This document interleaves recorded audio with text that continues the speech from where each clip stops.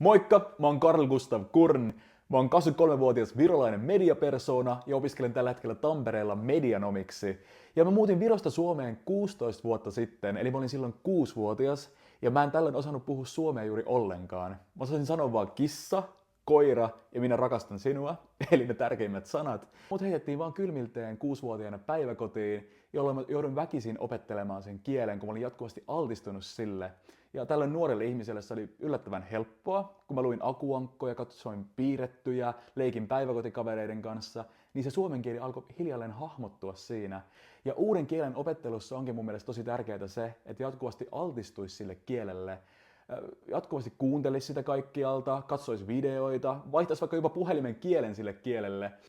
Tai sitten vaan yrittää jotenkin kommunikoida itse ja käyttää sitä kieltä, niin se on paras tapa oppia uusi kieli mun mielestä. Ja nykyään mä käytänkin viroa ja suomea jatkuvasti mun työssä, erilaisten esiintymisten ja videoiden muodossa, ja mä jopa ajattelenkin molemmilla kielillä. Ja kieliä kannattaa ehdottomasti opiskella, sillä me elämme monikulttuurisessa maailmassa, jossa muiden kulttuurien ymmärtäminen ja niiden kanssa kommunikointi on ensiarvoisen tärkeää, ja se on myös työelämän kannalta erittäin tärkeä taito. Mä itse tällä hetkellä puhunkin englantia, ruotsia, viroa ja suomea, ja se on vaan hienoa, että pystyy vaan matkustaa ympäri maailmaa ja vaihtaa lennosta kieltä, ja täten myös oppimaan muilta kulttuureilta jotakin, niin se on mun mielestä tosi hieno asia.